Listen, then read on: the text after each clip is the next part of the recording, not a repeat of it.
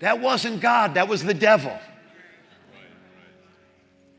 That was your own guilt, your own shame talking to you. That wasn't the voice of God. Because when God speaks, it always starts with, "You are my beloved child." Tell me something that God has spoken to you today. Just anything you heard from God today. And little kids, they're like, well, what does that mean to hear from God? Adults are like, what does that mean to hear from God? It means to listen. It means that God is going to speak something to your heart. And how do you know when it's the voice of God? You know it's the voice of God because it will be something that leads to peace. It will be something full of love. It'll be something that encourages or strengthens you. That's how you know it's from God. If you're just a miserable person, I don't even know how I put up with you, that wasn't God, that was the devil. That was your own guilt, your own shame talking to you. That wasn't the voice of God. Because when God speaks, it always starts with, "You are my beloved child." You are the first words that we see the Father spoke over Jesus publicly.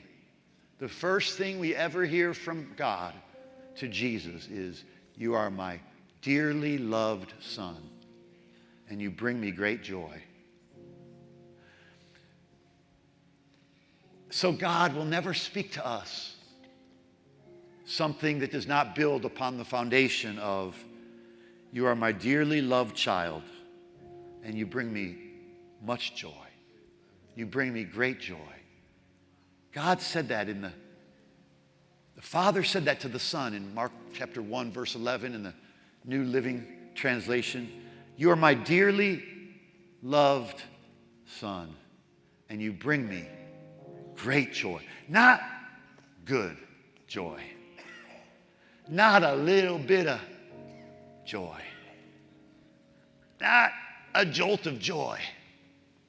You bring me great joy. That's how God sees us. This is how God speaks to us. The voice of God always begins with the voice of love, because God is love. So we'd always ask our kids, what did God speak to you? And if they said, I don't know. I got nothing. I'm drawing blanks here, Dad. Then you know what? I'd say, let's just pray in tongues until you hear something. And you know what? Sitting at dinner, praying in tongues is going to make a kid hear from God or make something up. It sounds like it's from God, and that always worked for me. I'm like, you know what? I don't know if God told you that, but that sounds good enough. I'll take it. You know, we have to get over ourselves, Christians. We have to get over ourselves. We have to stop being so small-minded. We have a world to reach. And it starts at home. When Jesus did a miracle in one man's life, the man said, I want to follow you wherever you go. And Jesus said, go home. Go to your house and tell your family and your loved ones and your friends, tell them about the great things God has done for you. We have to teach our kids that. We have to realize that we see through a glass dimly now, but then we will see so clearly when we go to heaven. My heart is full of heaven today. I think because I've been thinking about this verse for the last few days, and it's one that Jesus, when the disciples asked him, Lord, teach us to pray. And Jesus said in Matthew chapter 6, verse 9, he said, pray this way. Our Father, which art in heaven, hallowed be your name. He said, pray this. You know, the most powerful prayer, the most powerful moment in your relationship with God is when you can call him Father. Amen. But Jesus introduces this passage with something even before Father. And he shows us this word, our Father. Our Father, which art in heaven.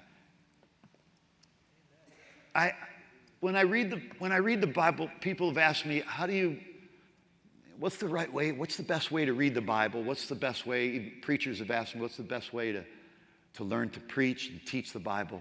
I said, look in the verse and find the list. Find a list in that verse, because there's always going to be one that are steps or revelations of a list or a step to take. So he's talking about prayer, and he gives us this list. I'll give it to you quickly, just the first three of these. He says, our Father. In other words, what we learn from this is that Jesus offers to share his Father with us. Jesus says, my Father is now your Father, which makes him our Father. And the relationship that I have with the Father, I'm inviting you to have with the Father. The same. We're the same. We have the same Father as Jesus, and the Father looks at us the same way that he looks at Jesus, as a finished work from an eternity past. God looks at you as a finished work from an eternity past.